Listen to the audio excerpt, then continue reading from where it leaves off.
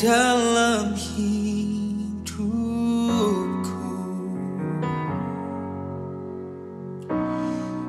Allah Roh Kudus, mengubah hatiku, jalikanku, jamahlah ku rindu hadiratmu, ku sembah kudus, kudus, kuduslah Tuhan, dan ku sanjung Kau mulia, mulia bagimu Tuhan.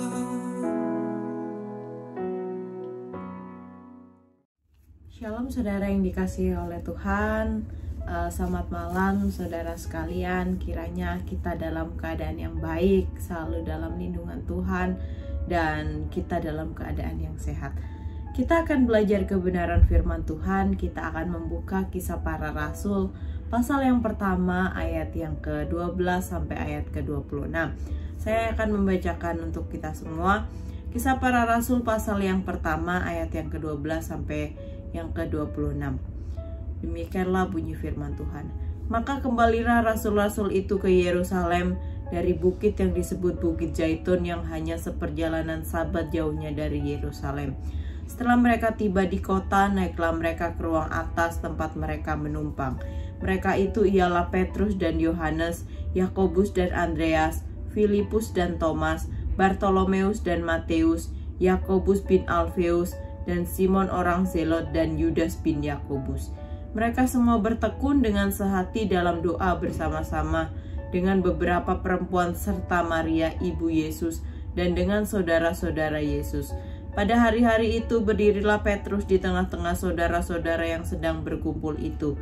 Kira-kira 120 orang banyaknya, lalu berkata, "Hai saudara-saudara, haruslah genap nas kitab suci yang disampaikan Roh Kudus dengan perantaraan Daud tentang Yudas, pemimpin orang-orang yang menangkap Yesus itu. Dahulu ia termasuk bilangan kami dan mengambil bagian di dalam pelayanan ini. Yudas ini telah membeli sebidang tanah dengan upah kejahatannya, lalu ia jatuh tertelungkup dan perutnya terbelah, sehingga semua isi perutnya tertumpah keluar. Hal ini diketahui oleh semua penduduk Yerusalem, sehingga tanah itu mereka sebut dalam bahasa mereka sendiri Hakal Damah, artinya tanah darah. Sebab ada tertulis dalam kitab Mazmur, biarlah perkemahannya menjadi sunyi, dan biarlah tidak ada penghuni di dalamnya, dan biarlah jabatannya diambil orang lain. Jadi harus ditambahkan kepada kami seorang dari mereka yang senantiasa datang berkumpul dengan kami selama Tuhan Yesus bersama-sama dengan kami, yang mulai dari baptisan Yohanes sampai hari Yesus terangkat ke surga meninggalkan kami, untuk menjadi saksi dengan kami tentang kebangkitannya." Lalu mereka mengusulkan 2 orang, Yusuf yang disebut Barsabas dan yang juga bernama Justus dan Matias. Mereka semua berdoa dan berkata, "Ya Tuhan, Engkaulah yang mengenal hati semua orang. Tunjukkanlah kiranya siapa yang Engkau pilih dari kedua orang ini untuk menerima jabatan pelayanan, yaitu kerasulan, yang ditinggalkan Yudas, yang telah jatuh ke tempat yang wajar baginya." Lalu mereka membuang undi bagi kedua orang itu, dan yang kena undi adalah Matias, dan dengan demikian ia ditambahkan kepada bilangan ke-11 rasul itu. Demikianlah firman Tuhan. Nah, konteks yang terjadi pada masa itu adalah masa peralihan, ketika Tuhan Yesus naik ke surga dan murid-murid ditinggalkan sendirian.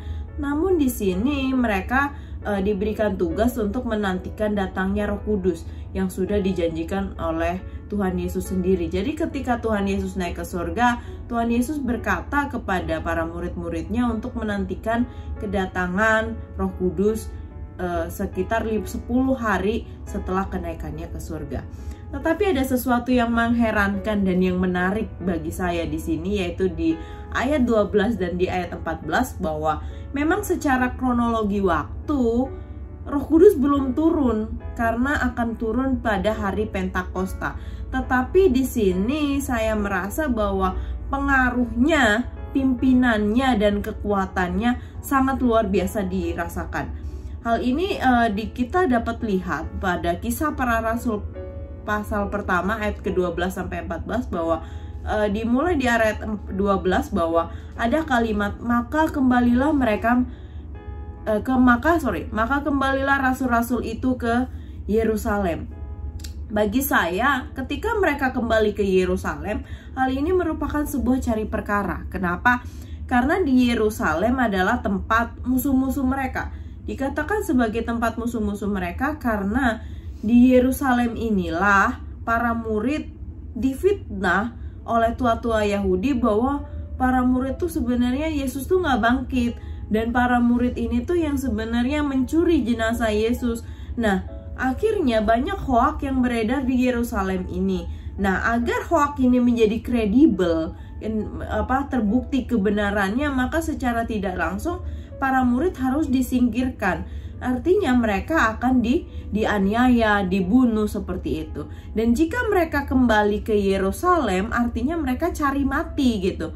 Nah, ketika mereka ingin cari aman, melindungi diri, seharusnya mereka nggak pergi ke Yerusalem, tetapi mereka harus kembali ke kampung halamannya di Galilea. Tapi di sini para murid tetap pergi ke Yerusalem. Nah, kenapa mereka tetap pergi ke Yerusalem? Karena di sini Tuhan Yesus pernah memberitahukan kepada para rasulnya, kepada murid-muridnya di dalam Lukas 24 ayat 47 sampai 49, bahwa yang di Lukas 24 ayat 47, dalam namanya berita tentang pertobatan, pengampunan dosa harus disampaikan kepada segala bangsa, dimulai dari Yerusalem. Nah, di sini Yesus berkata bahwa berita tentang pertobatan dan pengampunan dosa dimulai dari Yerusalem.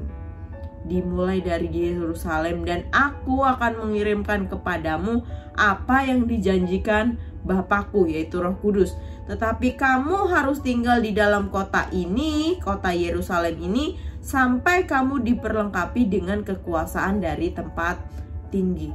Nah, bahwa di dalam namanya, di dalam nama Yesus, berita tentang pertobatan dan pengampunan dosa harus disampaikan kepada segala bangsa, dimulai dari Yerusalem. Dan ini menurut perintah Tuhan Yesus di dalam Lukas 24 ayat yang ke-47. Dan mereka harus tinggal di kota Yerusalem sampai mereka diperlengkapi dengan kekuasaan dari tempat tinggi, yaitu Roh Kudus. Nah, selanjutnya Yesus juga memberitahukan bahwa mereka akan menjadi saksinya. Nah, di sini juga Tuhan Yesus di tempat yang sama, di Kisah Para Rasul pasal pertama ayat 8 dikatakan, tetapi kamu akan menerima kuasa kalau Roh Kudus turun di atas kamu, dan kamu akan menjadi saksiku kembali lagi di Yerusalem dan di seluruh Yudea dan Samaria sampai ke Yerusalem. Nah, menurut Lukas tadi dan menurut Kisah Para Rasul pasal pertama ayat ke-8, bahwa Yerusalem adalah tempat pertama yang dirujuk Tuhan Yesus untuk para murid menantikan Roh Kudus, tetapi di sinilah dimulai bahwa mereka akan memberitakannya sampai ke ujung bumi. Yerusalem merupakan tempat terakhir yang akan dipilih secara pribadi oleh para rasul. Kenapa, saudara? Karena Yerusalem adalah sesuatu tempat yang penuh histori dalam kehidupan mereka. Karena di Yerusalem adalah tempat Tuhan Yesus sendiri disalibkan. Yerusalem juga tempat musuh-musuh yang membenci mereka. Nah, meskipun begitu, para rasul tetap memiliki hubungan yang erat dengan Yerusalem, karena meskipun Yerusalem bukan kampung halaman mereka, keluarga mereka berada di Galilea, namun bagaimanapun Tuhan Yesus sudah memerintahkan mereka untuk menunggu di Yerusalem. Maka di ayat 12 tadi, di Kisah Para Rasul pertama ayat 12 dituliskan bahwa maka kembalilah rasul-rasul itu ke Yerusalem dari bukit yang disebut Bukit Zaitun yang hanya seperjalanan sabat jauhnya.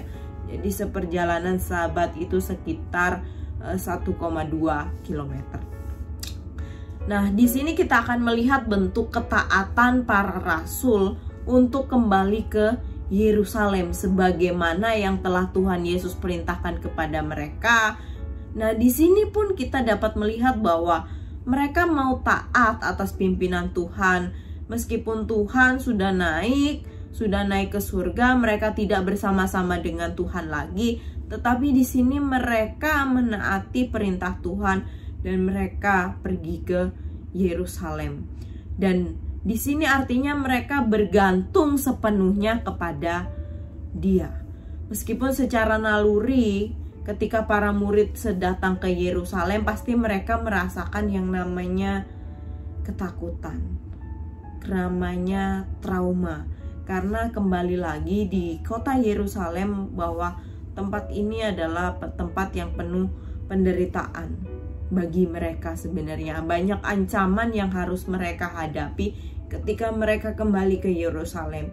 Tetapi di sini mereka justru mengalahkan rasa takut mereka.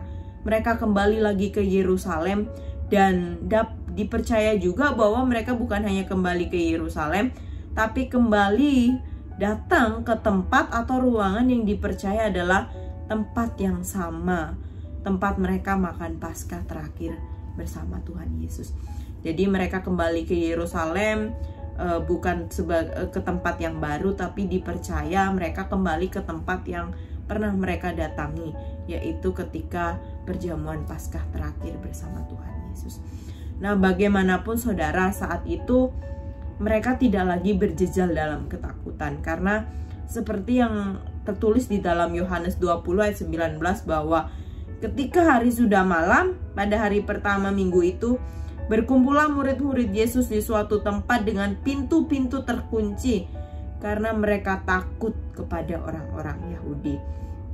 Nah, di Yohanes 20 ayat 19 mereka berjejal ketakutan, mereka masuk ke ruangan yang sama di tempat itu yang mereka pertama kali datang saat makan terakhir bersama Tuhan Yesus, makan Paskah terakhir.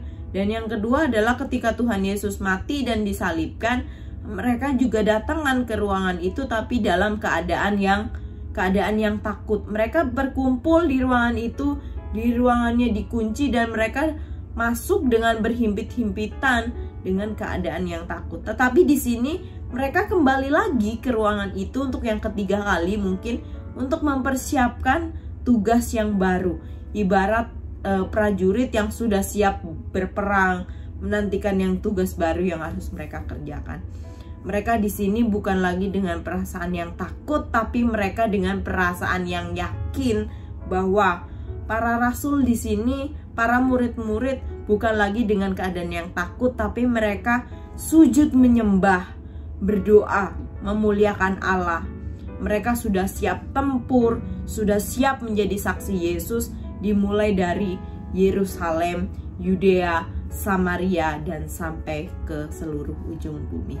Jadi mereka kembali lagi ke ruangan itu dengan hati yang baru, dengan perasaan yang baru, bukan lagi dengan perasaan ketakutan, tapi mereka kembali lagi dengan hati yang penuh kemenangan, hati yang penuh keyakinan, dan mereka siap tempur untuk memberitakan Injil Kerajaan Tuhan. Mereka sudah siap dengan sekitar 120 orang pasukan. Mereka bersiap melakukan tugas. Nah, kita bisa melihat bahwa bagaimana buah ketaatan mereka. Ya, meskipun secara Roh Kudus memang secara kronologi memang belum turun, tetapi dampaknya dapat dirasakan bagi mereka, yaitu Roh Kudus memimpin hidup orang yang percaya, orang yang taat atas perintah Tuhan, membebaskan mereka dari ketakutan sehingga tidak ada lagi roh ketakutan di dalam hidup mereka. Nah, 2 Timotius 1 ayat 7 berkata bahwa sebab Allah memberikan kepada kita bukan roh ketakutan, melainkan roh yang membangkitkan kekuatan, kasih, dan ketertiban. Terbayangkan di situ Petrus yang dulunya pernah menyangkal Yesus. Terbayangkan juga murid-murid yang pernah bertengkar satu sama lain, pernah menyalahkan satu sama lainnya. Bayangkan juga ada orang yang tadinya belum percaya, tetapi kemudian mereka menjadi orang yang percaya.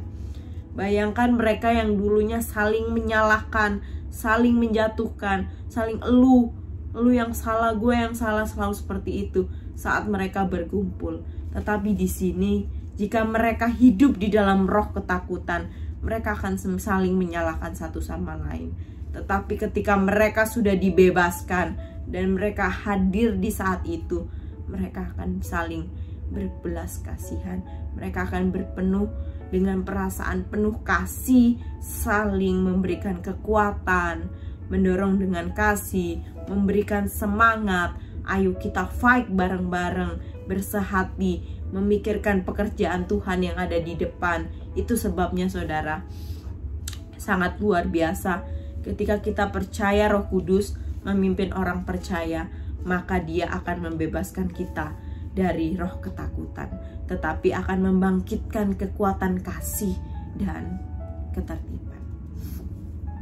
Yang kedua, di ayat 15 sampai ayat 26 di sini ada suatu masalah, bahwa Petrus dan murid-murid lainnya yang berjumlah 120, kita sebut sebagai pasukan 120, mereka sudah siap dengan persenjataan yang lengkap. Hati mereka sudah kuat, hati mereka sudah teguh, amunisi yang terbaik untuk berperang memberitakan kerajaan Allah sudah mereka yakin mereka akan berjalan ke depan. Tetapi di sini ada sebuah masalah, di mana mereka harus menggantikan Yudas. Di sini jumlah mereka, jumlah murid Tuhan Yesus yang harusnya 12 tinggal 11. Bagi kita ya udahlah ya, mungkin angka 11 dan 12 merupakan ya udah sama aja gitu, cuman beda satu gitu. Tetapi tidak begitu sepertinya di kitab suci, karena diingat angka 12 merupakan angka yang sering disebut-sebut di dalam kitab suci, bahwa terdapat 12 suku Israel dan terdapat juga 12 murid Tuhan Yesus. Jadi mereka lah yang akan, 12 murid inilah yang akan memberitakan kepada 12 suku Israel. Jadi nggak bisa cuman hanya 11, tetapi mereka harus genap bilangan itu menjadi 12. Tetapi lihat saudara apa yang mereka lakukan, ini sangat luar biasa. Di sini di ayat 15 ayat 26 saya menemukan sesuatu yang luar biasa sekali. Masalah memang harus dibereskan. Ketika ada masalah, maka masalah harus dibereskan. Nah, ketika ada masalah tersebut, mereka membereskannya adalah ketika tiba-tiba Petrus berdiri dan berkata, "Saudara, haruslah genap nas kitab suci." Kembali lagi bahwa haruslah genap nas kitab suci. Dari seorang Petrus yang pernah menyangkal Yesus, dia tiba-tiba berkata, "Saudara-saudara, haruslah genap nas kitab suci." Maka dari itu adalah ketika kita ada masalah, kembali lagi back to Bible. Ada masalah, maka ayatnya mana, kitab sucinya mana, petunjuk Tuhan yang kita andalkan berasal dari mana. Kita lihat Mazmur 69 ayat 26 bahwa biarlah perkemahannya mereka menjadi sunyi. Hal ini yang dikutip. Petrus mengutip Mazmur 69 ayat 26 bahwa biarlah perkemahannya menjadi sunyi dan biarlah kemah-kemah mereka tidak ada penghuninya. Ini yang dikutip Petrus juga Mazmur 109 ayat 8. Biarlah umurnya berkurang, biarlah jabatannya diambil orang. Nah, saudara, artinya nubuatan untuk menggantikan Yudas sudah tertera di dalam perjanjian lama. Jadi pengkhianatan Yudas, planning gagalnya Yudas menjadi seorang murid sudah ada di dalam kedaulatan Allah. Jadi Allah sudah memplanning itu semua, sudah ada dalam rencana kekal Allah. Jadi ketika Yudas menjadi seorang pengkhianat, Tuhan bukan menjadi kaget, Tuhan menjadi gupuh, menjadi khawatir. Tapi memang pengkhianatan Yudas memang sudah dinubuatkan sendiri di dalam perjanjian lama. Yudas memberontak dengan hatinya yang jahat, sudah diberi kesempatan bertobat tetapi dia tidak mau bertobat. Dan akhirnya Yudas gantung diri dan mati. Kemudian ada plan B, ini luar biasa, di mana Allah punya rencana yang terbaik untuk ke-12 muridnya. Yang 11 kemudian ditambahkan 1. Yang akan kita fokuskan adalah kembali lagi ke Rasul Petrus. Menangkap isi kitab suci. Ketika Petrus mengerti isi kebenaran. Kenapa saya menarik di Petrus? Petrus adalah seorang yang pernah menyangkal Tuhan Yesus sebanyak 3 kali. Petrus omongannya suka sesumbar, tetapi dia tidak melakukannya. Dia juga seorang yang pengecut. Dia seringkali gagal paham, gak ngerti maksud Tuhan.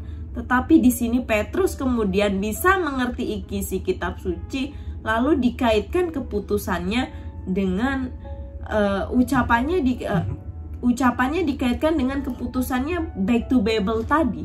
Nah, kemudian dia memilih orang yang setia dari awal baptisan Yohanes sampai Yesus naik ke surga. Lalu kemudian terpilihlah Justus atau Barsabas atau Yusuf itu dan Matias, lalu kemudian dibuang undi. Artinya ketika mereka sudah membuang undi adalah mereka sudah memilih dengan ketat, lalu muncullah 2 kandidat. Maka mereka menyerahkannya kepada Tuhan dengan cara membuang undi. Nah, tentang membuang undi, bahwa di dalam perjanjian lama hal ini lazim, karena dalam Amsal 16 ayat 33, undi dibuang di pangkuan, tetapi setiap keputusannya berasal daripada Tuhan. Petrus menyeleksi dengan ketat, dan seleksinya bukan berdasarkan seperti hamba Tuhan yang zaman sekarang, misalkan seperti jumlah followernya yang banyak, apakah memikat banyak orang, apakah khotbahnya hebat luar biasa, mujizatnya banyak menyembuhkan orang. Enggak. Tetapi proses seleksi yang dilakukan Petrus adalah siapa yang setia sejak baptisan Yohanes sampai akhir.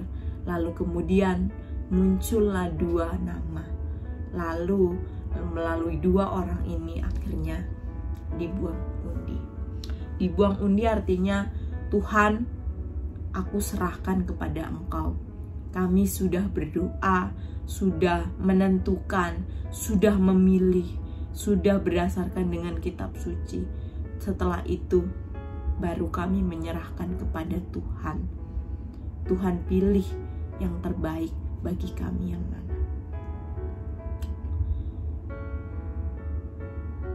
Wah, hal ini merupakan sesuatu yang luar biasa.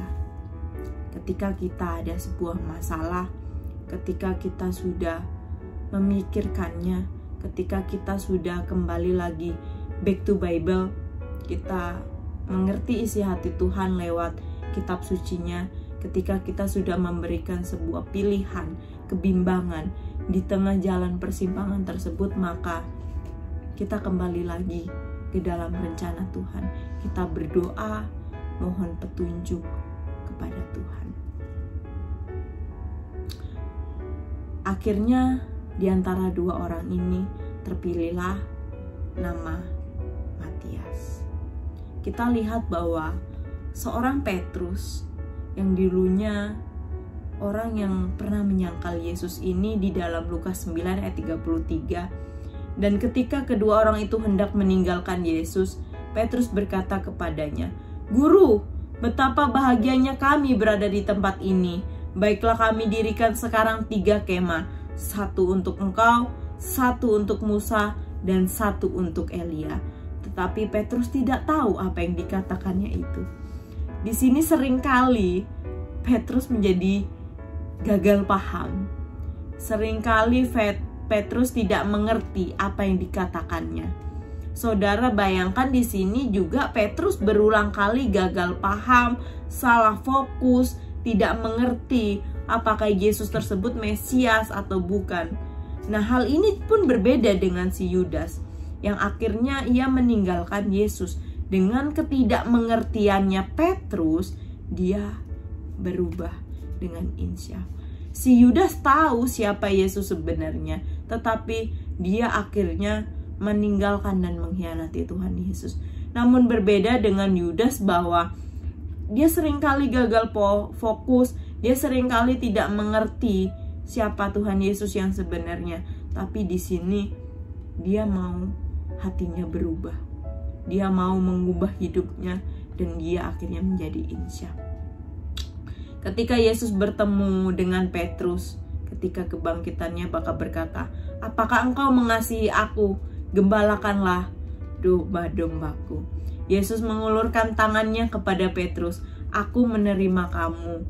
Ayo kita kembali lagi. Ayo kita melayani bersama aku. Jangan lihat masa lalumu saat kamu menjadi gagal menjadi muridku.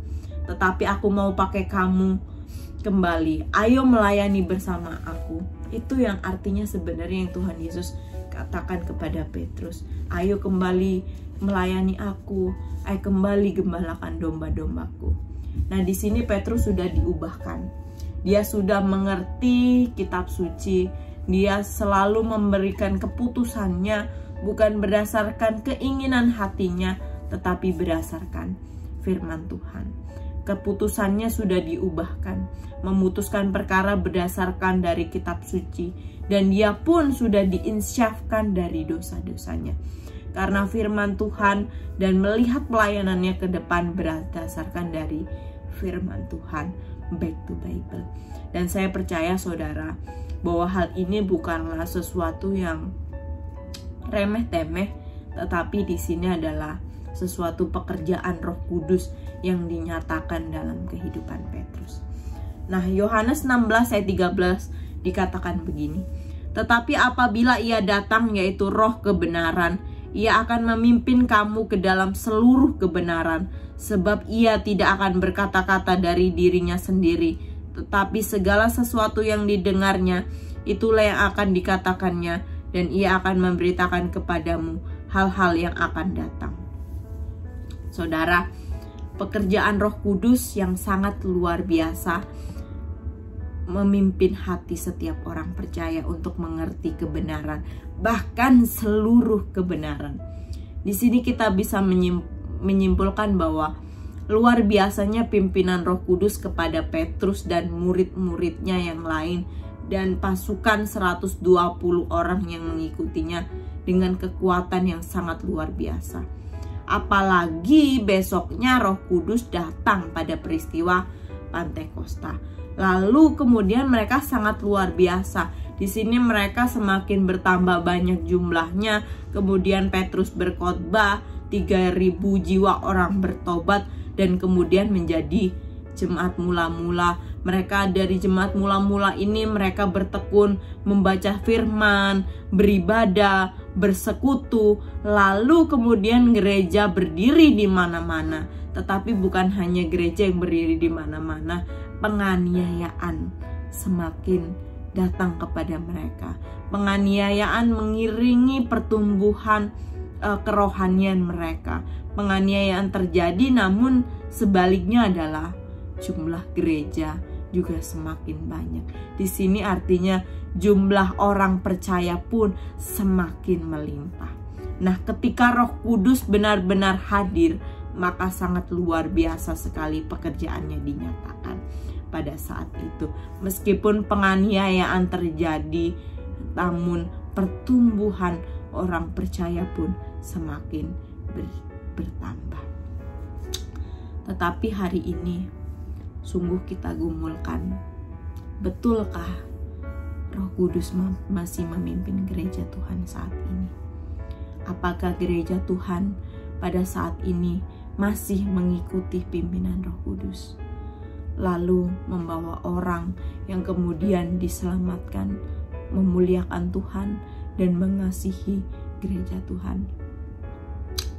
Awi Tozer berkata, kalau Roh Kudus undur dari gereja mula-mula, 95% dari apa yang mereka lakukan akan terhenti. Jadi Awetoser berkata, jika Roh Kudus undur dari gereja mula-mula, maka dapat dipastikan bahwa kegiatan mereka akan berhenti. Dan semua orang akan sadar ada sesuatu yang berbeda. Nah, kalau Roh Kudus undur dari gereja hari ini, 95% dari apa yang kita lakukan akan berjalan seperti biasa. Dan tidak ada yang menyadari ada sesuatu yang berbeda. Wah, ini sangat ngeri sekali, saudara. Betulkah gereja hari ini yang sungguh-sungguh mengandalkan pimpinan Roh Kudus? Sungguhkah jemaat gereja makin dikuasai oleh kebenaran firman Tuhan? Apakah gereja makin mengandalkan Roh Kudus dan pimpinannya sehingga mengerti firman Tuhan? Apakah kembali lagi kita kembalikan ke diri kita? Apakah saat kita memutuskan segala sesuatu keputusan berdasarkan kebenaran firman Tuhan? Oleh karena itu, mulai dari masing-masing kita, marilah kita ikuti pimpinan Roh Kudus. Saat kita memutuskan hal yang terbaik, pastikan kita sudah berdoa, mohon pimpinan Tuhan untuk keputusan kita. Pastikan juga segala sesuatu yang kita lakukan sesuai dengan kebenaran firman Tuhan, sesuai dengan kitab suci.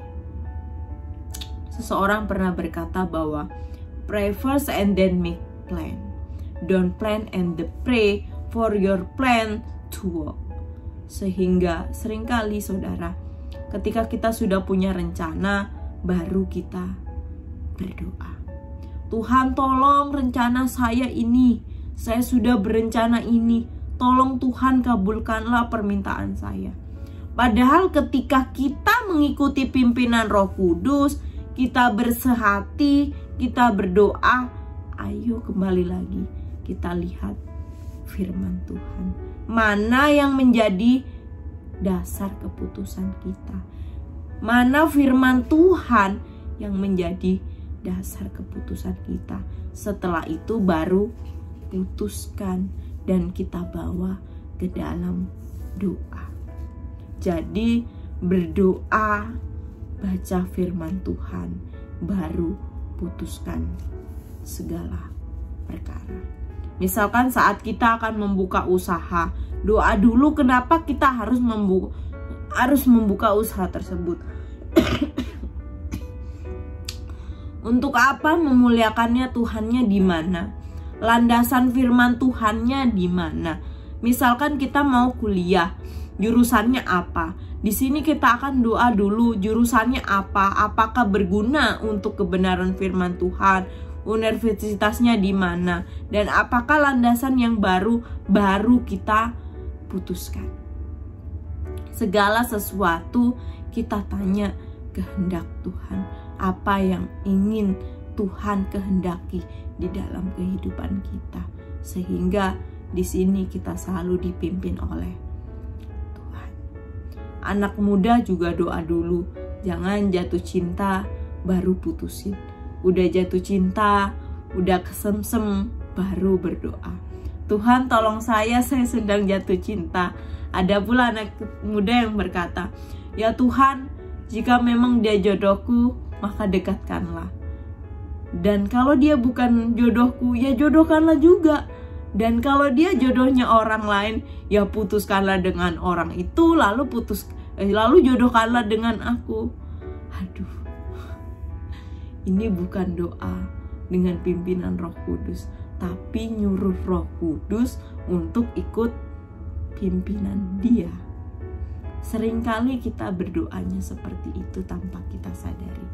Tanpa kita sadari kita berdoa sesuai dengan kemauan kita, tanpa bertanya kepada Tuhan apa yang terbaik yang dikehendaki Dia dalam kehidupan kita.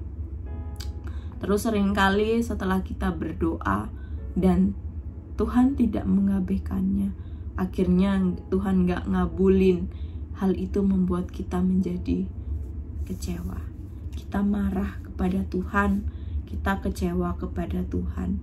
Lalu akhirnya kita berkata dan terus bertanya, loh kenapa Tuhan gak bantu aku? Tuhan kenapa gak kabulin doa aku? Kan aku sudah berdoa, kan Tuhan udah aku libatkan dalam rencana aku. Tapi itu bukan maunya Tuhan, itu maunya kepentingan hidup kamu sendiri.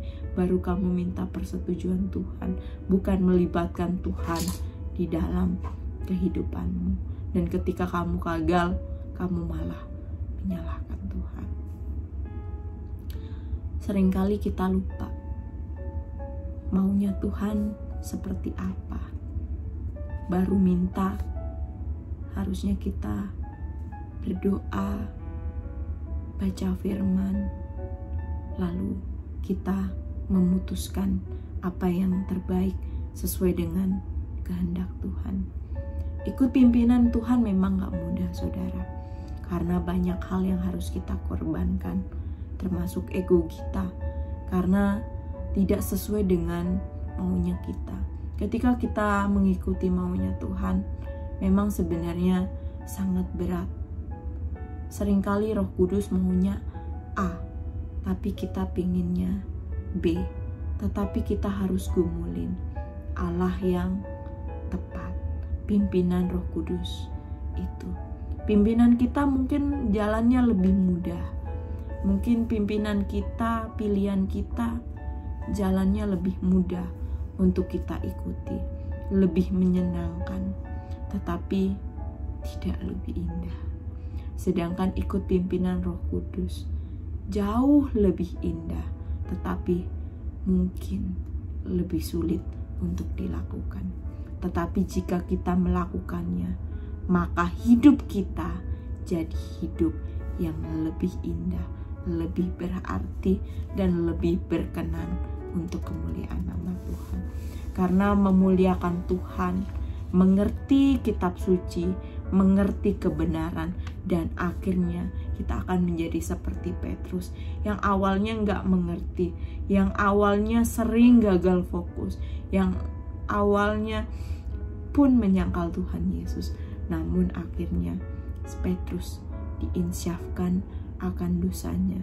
Sehingga dalam Yakobus pasal 4 ayat ke-13-15 menjadi penutup dalam setiap kita. Untuk kita bisa melangkahkan kaki dikatakan bahwa, jadi sekarang hai kamu yang berkata, hari ini atau besok kami berangkat ke kota Anu, dan di sana kami akan tinggal setahun dan berdagang serta mendapat untung. Sebenarnya kamu harus berkata, jika Tuhan menghendakinya. Jika Tuhan menghendakinya, kami akan hidup dan berbuat ini dan itu. Di sini dia punya planning yang detail.